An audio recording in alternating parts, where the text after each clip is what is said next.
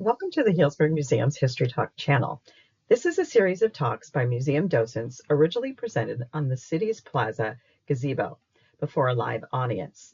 Now you can hear them in the comfort of your own home. If you enjoy these talks, don't forget to subscribe to the History Talks channels.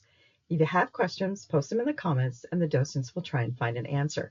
We hope you enjoy the following presentation. This presentation is called What Style Is That? My name is Frances Schierenbeck and I'm an architectural historian. And I often get questions from people asking me what style a particular building is. So this presentation is going to try and point out some of the characteristics of the few of the styles found in Healdsburg. There's no way we can go through all of them. There's just way too many. But let's look at a few examples. Greek Revival architecture is one of the earlier styles found in California. The style became popular in the United States as we tried to distance ourselves from Great Britain after the War of 1812. We wanted to be seen as a strong, independent democracy. And Greek Revival is based on Greek art and architecture, and Greece was seen as the seat of democracy. What are the characteristics that we're looking for? Generally a gable front, but not always. A pronounced cornice. Bracketed returns. Square or round columns, and pilasters. This is the Polly Reynolds house from 1871. The Farmers and Mechanics Bank is found on the plaza in Healdsburg. It is also an example of Greek Revival. Now, if you look at this building, it very clearly looks like a Greek temple. And if you see a building that looks like a Greek temple in the United States, it's very likely to be Greek Revival.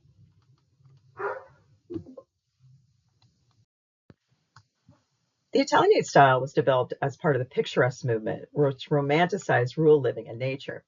It was derived from Italian farmhouses, which were considered to be pleasing, but it was also a rejection of more classical styles, such as Greek Revival. What are the characteristics? We're looking for wide eaves, pronounced cornice, hooded windows, arched and tall windows, low-pitched roof, large and often paired brackets, bay windows, one-story porch, not always, but generally, and also towers. Now, the porch columns on this particular house, which is the John King house built in 1885, have been changed. These are a more classical style column. They probably would have been square to begin with. Now, the building we just previously looked at was Italianate residential. This is Italianate commercial building. This was built in 1900. This is the Cruise building, which sits on the Healdsburg Plaza, and it's a false front building. Most Italianate commercial buildings were false front. Now, what's a false front? If you think about the old Westerns that you watched, and when you would go through town, how the buildings would have this very steep roof in the back and this flat facade, that's a false front, and that's what's going on here. The back roof would allow the rain and the snow to slough off easier, but that front false portion would make your building look bigger. If your building looked bigger, that meant you were more successful. And it also gave you an area right underneath the roof line where you could put your advertisement. So a lot of the characteristics are the same for both commercial and residential Italianate architecture with a couple little differences, but let's look at what we're looking for. So we have the same low-pitched roof, the wide eaves, bracketed returns. Here they're single, not double. An oriel window. An oriel window just is a bay window that doesn't go all the way to the ground. And we have a cast iron front window with large plate glass windows. Now, these windows were extremely important. If you think about how we had gas lighting and early electrical lighting in these buildings, it wasn't all that reliable and it wasn't all that bright. So these big windows would allow light to come in, and so you could see better. And they also did something else. If you happened to be walking by one of these buildings and you saw something in that window and you went, oh, I don't really need that hat, but I just saw that hat, so I'm going to go in and buy it now. So these glass windows were a way of advertising whatever you were selling. This is Queen Anne style architecture. This is a Dr. Swisher house. It was built between 1900 and 1903. Now we have the American Industrial Revolution, and with that, for the first time, goods could be made relatively cheaply. And we also have a new rail system where you could ship these goods relatively cheaply. And the Victorians had moved really out of the agricultural economy into an industrial economy. And with that industrial economy, we also see the support industry. So the rise of the middle class is happening. And with the rise of the middle class, for the first time, people had extra expendable income. And suddenly all these goods are available. So that's where we see Victorian excess coming in. There's lots of cheap goods. I have some extra money. I'm going to buy more of this stuff. So Queen Anne architecture is really a very good example of Victorian excess. But what are we looking at when we look at the style? The asymmetrical massing. That just means when you think about generally a house, you think of a door in the middle and windows on either side. Queen Anne's, you're like, I don't know where the door is. There's all this stuff going on. The roof lines don't match up, and lots of whimsy happening. Towers and odd-shaped rooms. You don't need a round room, but here they have one that adds to that whimsy. The porches generally had lots of decorative spindles and brackets. Here we have a projecting attic gable. Again, that goes back to that whimsiness. It doesn't need to be there. We're just going to have it. Gingerbread. The more gingerbread, the more applied decoration you could have on your Queen Anne, the better. And varying shape windows and styles shapes. This is craftsman style architecture. This is the Williams House from 1913. Now, craftsman style architecture came about as a rejection of the excess of the industrialization of the Victorian era. I just talked about how over the top the Queen Anne style was. Well, the idea was to get back to the handcraft nature of things and that get the home back to nature. So the elements of the home were supposed to imitate nature and to help you have a more indoor-outdoor lifestyle. And that's why it's very popular in California, because our climate allowed for us to do that. So what are we looking for? Well, we have a low-pitched or broad roof. Again, that's getting us closer back to nature. A pronounced roof overhang. Triangular knee braces. A mixture of natural-looking materials. We're talking about stone, wood, brick. Shed roof on dormers. Tapered columns. And a recessed porch.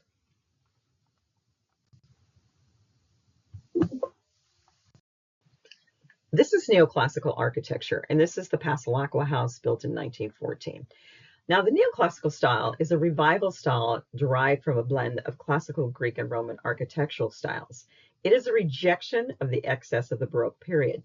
If you think about some of the churches found in, say, Mexico City or in Spain that almost seem to be dripping with decorations, those are probably likely Baroque style. The characteristics that we're looking for include emphasis on balance and proportion, classical columns with a defined entrance. There's no missing where the entrance to this building is. It's raised up to give an opposing feel. The Carnegie Library, now the Healdsburg Museum, is a neoclassical building. As you can see, it's risen up. And the idea is to make these buildings more imposing, to have a grander feel. A parapet, which is used to make the roof look flat. Restained decoration. A balustrade. And also a domed roof. The Capitol building in Washington, D.C. is neoclassical.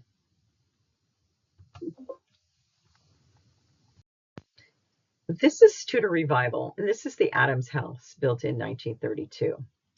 Now, the Tudor Revival architecture came from the architecture in France. During World War I, soldiers went over to France and England and fought, and they were exposed to this Tudor architecture. So they brought back this romanticized view of this architecture to the United States, and from that we see Tudor Revival style. Now, I find it very interesting that in the midst of what must have been absolute horror, these men could come back with this beautiful architecture. And I think that shows the spirit of the human condition to rise above, and also the power of good architecture. So what are we looking for in the style? It has a storybook quality to it. You could think of maybe Snow White would live here. It has a steep roof. cross gable, half timbering, multi-pane leaded glass windows, stucco, and also not shown here, you often have elaborate chimneys with decorative brickwork.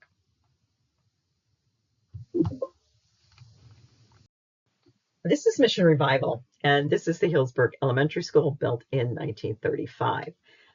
Now, during the Great Depression, the U.S. government was looking for a way to try to stimulate the economy and to help people out. So they came up with programs like the WPA, which is the Work Progress Administration. And they would go out and do things like build sidewalks and roads, a lot of parks, or maybe overlooks on roads. And they would also do civic projects such as elementary schools. And that's where we get Healdsburg Elementary School. So what are we looking for in the mission style? Well, we have a bell tower, stucco, smooth walls, clay tile roof, arcaded colonnade, and sometimes you'll find a parapet, whiteys, and quatrefoil windows.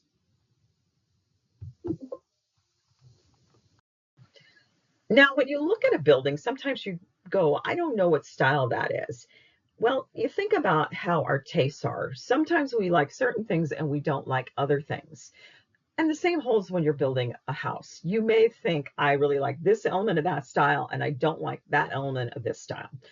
And also, you're probably looking at the conditions. The house that you're building here in Healdsburg is completely different from what you're going to build in Fairbanks, Alaska. We've got different climates. So we're going to adjust what we're building to our location, and also the materials. What materials are available? And what about the skilled labor that you need to build your house?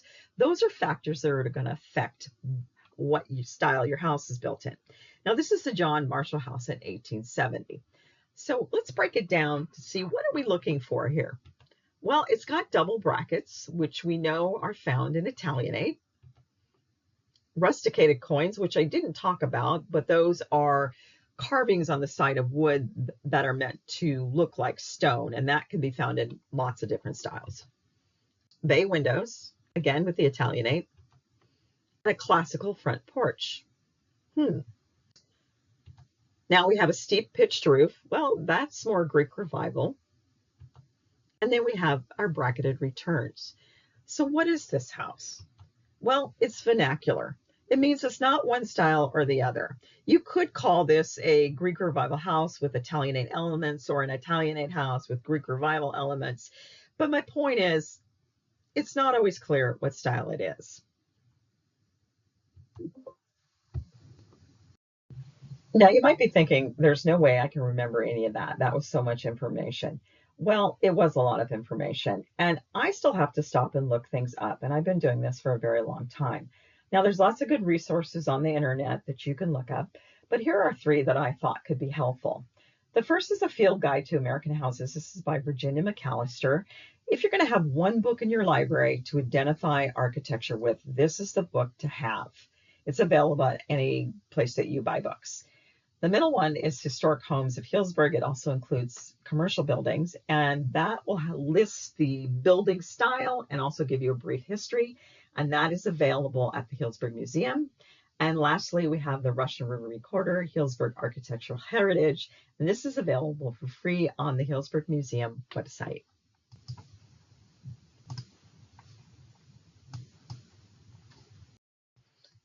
If you have any questions about this presentation, please don't hesitate to drop a comment in the comments below. Or if there's a particular building that you're like, I'd really like to know what style that is, drop that in the comments below also, and I will try to answer your question. I hope you'd enjoyed this talk, and if you did, please subscribe to our channel and check out our other presentations that are available. Thank you.